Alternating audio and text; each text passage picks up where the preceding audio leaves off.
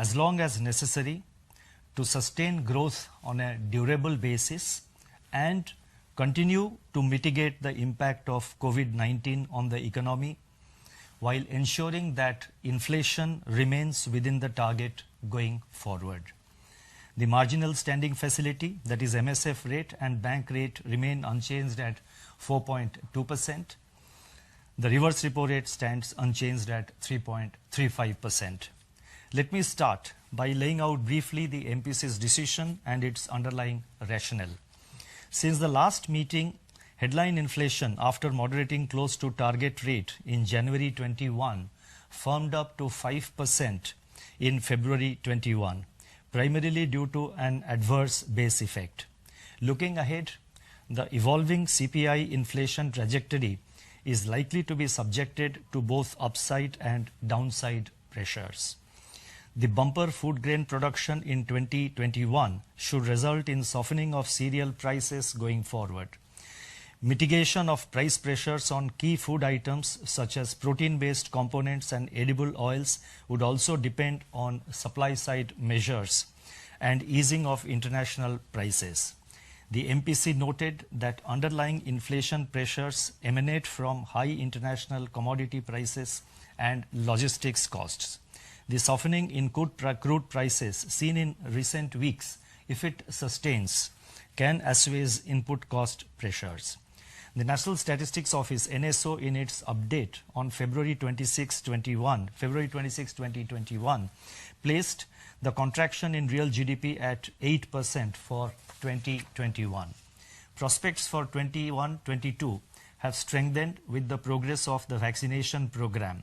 The recent surge in infections has, however, imparted greater uncertainty to the outlook and needs to be closely watched, especially as localized and regional lockdowns could dampen the recent improvement in demand conditions and delay the return of normalcy. Against this backdrop, the MPC judged that the monetary policy should remain accommodative to support and nurture the recovery. In other words, the stance of monetary policy will remain accommodative till the prospects of sustained recovery are well secured, while closely monitoring the evolving outlook for inflation. Let me now provide an assessment of the growth and inflation position and the outlook. Let me focus first on growth. Global growth is gradually recovering from the slowdown, but it remains uneven across countries and is supported by ongoing vaccination drives, sustained accommodative monetary policies, and further sizable fiscal stimulus. World output is projected by the OECD to reach its pre-pandemic level by mid-2021, though it will be largely contingent on the pace of vaccine distribution and its efficacy against emerging variants of the virus. Stronger external demand should support India's exports and investment demand. In the domestic economy, the focus must now be on containing the spread of the virus as well as on economic revival. That is, consolidating the gains achieved so far and sustaining the impulses of growth in the new financial year 21-22. A key aspect of this strategy will be to strengthen the bedrock of macroeconomic stability that has anchored India's revival from the pandemic. This will help stakeholders in taking efficient spending decisions over longer horizons, thereby improving the investment climate. Public investment in key infrastructure sectors is a force multiplier with historically proven ability to revive the broader economy by directly enhancing the capital stock and productivity, and by attracting private investment. The focus of the Union Budget 21-22 on investment-led measures with increased allocations for capital expenditure, the expanded PLI scheme, the rising capacity utilization from 63.3% in Q2 of 2021 to 66.6% in Q3 of 2021 will reinforce the progress and the process of economic revival. In fact, firms engaged in manufacturing, services, infrastructure sector polled by the Reserve Bank in March 21 are optimistic about the pickup in demand and expansion of business activity into the financial year 21-22. Juxtaposition of high-frequency lead and coincident indicators reveals that economic activity is normalizing in spite of the surge in infections. Rural demand remains buoyant and record agricultural production in 2021 bodes well for its resilience. Urban demand has gained traction and should get fillip with the ongoing vaccination drive. The recent surge in COVID-19 infections, however, adds uncertainty to the domestic growth outlook amidst tightening of restrictions by some state governments. In India, we are now better prepared to meet the challenges posed by this resurgence of infections. Fiscal and monetary authorities stand ready to act in coordinated manner to limit its spillovers to the economy at large and contain its fallout on the ongoing process of recovery. There is concern around rising cases of infections, but as Martin Luther King Jr. had said, and I quote, "We must accept finite disappointment, but never lose infinite hope." The increase in international commodity prices since February policy and recurrence of global financial market volatility, like the bout experienced in late February, accentuates the downside risks. The upside risks, however, come from, number one, the vaccination programs being speeded up and increasingly extended to wider segments of the population. Second, the gradual release of pent-up demand. And third, the investment enhancing and growth supportive reform measures taken by the government. Taking these factors into consideration, the projection of real GDP growth for 2021-22 is retained at 10.5%, consisting of 26.2% in Q1, 8.3% in Q2, 5.4% in Q3, and 6.2% in Q4 of 21-22. Let me now focus on inflation. While headline inflation at 5% in February 21 remains within the tolerance band, some underlying constituents are testing the upper tolerance level. Going forward, the food inflation trajectory will critically depend on the temporal and spatial progress of southwest monsoon in its 2021 season. Second, some respite from the incidence of domestic taxes on petroleum products through coordinated action by center and states could provide relief on top of the recent easing of international crude prices. Third, a combination of international commodity prices and logistics costs may push up input price pressures across manufacturing and services. Taking into consideration all these factors, the projection for CPI inflation has been revised to 5% in Q4 of 2021, 5.2% in Q1 21-22, 5.2% also in Q2 of 21-22, 4.4% in Q3, and 5.1% in Q4, with risks broadly balanced. On March 31st, 2021, the government retained the inflation target at 4%, with the lower and upper tolerance levels of 2% and 6% respectively for the next 5 years, that is from April 21 to March 2026. An inflation rate of 4% over the medium term has now been successfully entrenched in the economic landscape. The experience with efficaciously maintaining price stability and the gains in credibility for monetary policy since the beginning of the inflation targeting framework in 2016 are reinforced by retention of the target and the tolerance band. From the time after the MPC was constituted in September 2016, average CPI inflation for the period October 2016 to February 2020, prior to the onset of COVID-19 pandemic, was 3.8%. down from average 7.3% during January 2012 to September 2016. Our research suggests that trend inflation has moderated during the flexible inflation targeting period to around 4% in the recent times. The experience during COVID-19 pandemic period has testified to the flexibility of the framework to respond to sharp growth inflation trade-offs and extreme supply-side shocks over the course of the business cycle. Monetary policy over the next 5 years would aim at consolidating and building upon the credibility gains of the first 5 years of inflation targeting, that is flexible inflation targeting. Let me now proceed and provide some guidance with regard to the liquidity position. In my statements over the past few policy announcements, I have been reiterating the Reserve Bank's commitment to ensuring ample liquidity, ample system liquidity in consonance with the accommodative stance of the MPC. When I say ample liquidity, I mean a level of liquidity that would keep the system surplus, even after meeting the requirements of all financial market segments and productive sectors of the economy. From that perspective, our endeavor has been to conduct liquidity management operations conducive for promoting orderly market conditions. This approach has yielded results. It has facilitated the successful completion of central and state government borrowing programs of close to 22 lakh crore at record low costs with elongated maturity during 2021.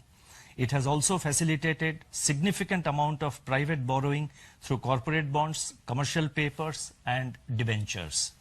It would be worthwhile to note that despite the recommencement of the 14-day variable rate reverse repo, that is VRRR auctions since January 15, liquidity absorbed through the fixed rate reverse repo has steadily increased from fortnightly average of rupees 4.3 lakh crore during January 16 to 29 to 4.9 lakh crore during January 30 to March 31st, 2021. Reflecting the surplus liquidity, reserve money has risen by 14.2% as on March 26 year on year, driven by currency demand, while money supply, that is M3, grew by 11.8% as on March 26, with bank credit growth at 5.6%. In view of the success of VRRR and given the rising levels of surplus liquidity, it has now been decided to conduct VRRR, that is variable rate reverse repo auctions of longer maturity as indicated in the revised liquidity management framework announced on February 6 last year. The amount and tenor of these auctions will be decided based on the evolving liquidity and financial conditions. This is a part of the liquidity management operations of the Reserve Bank of India, and it should not be read as liquidity tightening. I hope it is sufficiently clear and explicit, and nothing can be more explicit than that. In fact, by paying a higher rate of interest on liquidity absorptions through VRRR auctions, the RBI is indirectly expanding liquidity, and this is a point which needs to be kept in mind. Since mid-February this year, global financial markets have increasingly turned volatile, driven by a surge in sovereign bond yields over inflation concerns stemming from the edging up of international commodity prices as well as expectations of stronger growth. Bond market volatility and strengthening of the US dollar spilled over to the emerging markets. Expectations of a reflationary cycle in the United States led to a retrenchment of portfolio flows to emerging market economies, which continued through the month of March. Given the strong interconnectedness of financial markets across borders and progressive integration into global financial cycle, there was an upsurge of investor unease in India, despite repeated assurances and forward guidance on liquidity given by the Reserve Bank.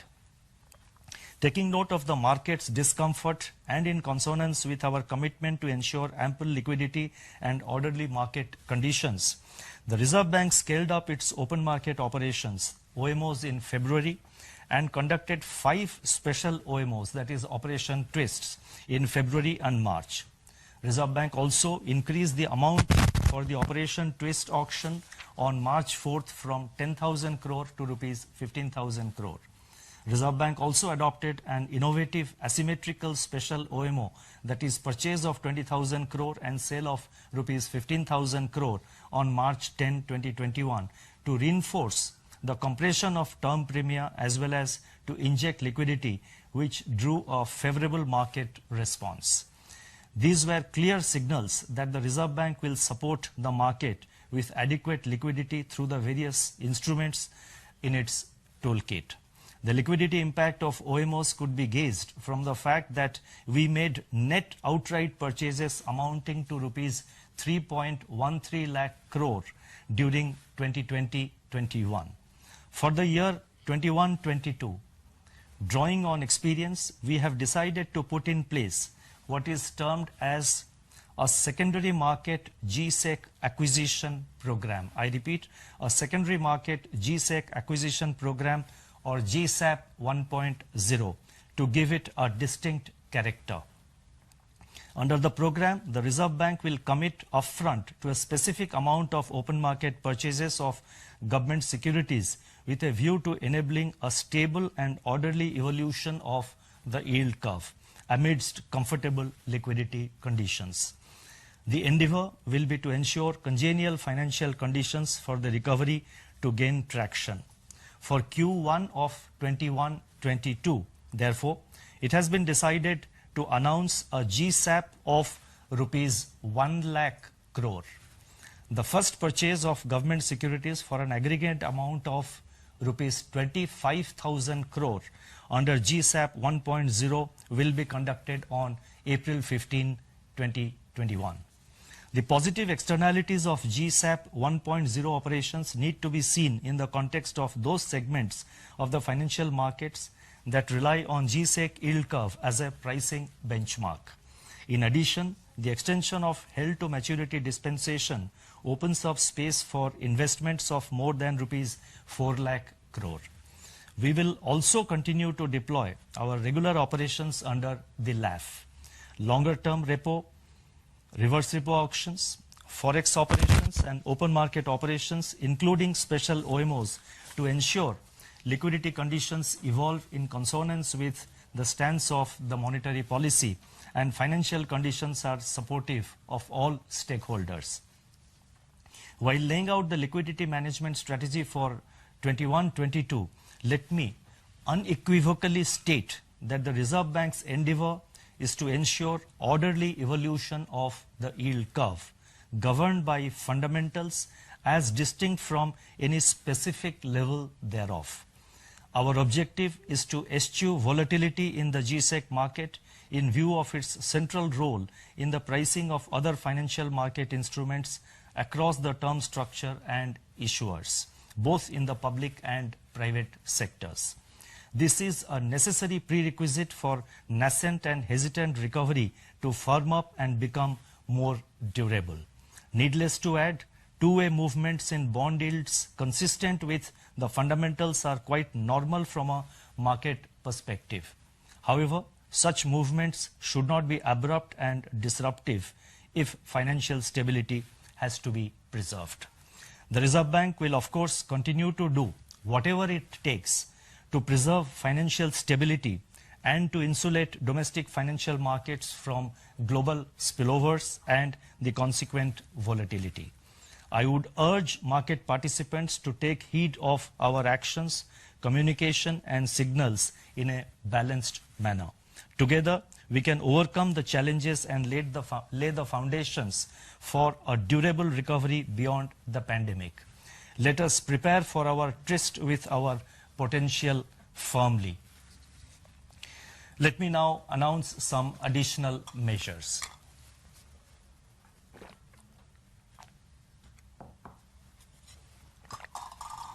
Against this backdrop and with a view to nurture the recovery, certain additional measures are being announced. The details of the measures are set out in the Statement on Developmental and Regulatory Policies, which is the Part B of the Monetary Policy Statement. As you would have noticed over the last 1 year or so, The announcements made under Part B of the MPC statement, which are outside the remit of the Monetary Policy Committee, have had significant role in enabling us as an economy to deal with the challenges emerging from the pandemic. We have also been able to undertake certain major reform measures and certain major policy. We have also announced certain policy decisions.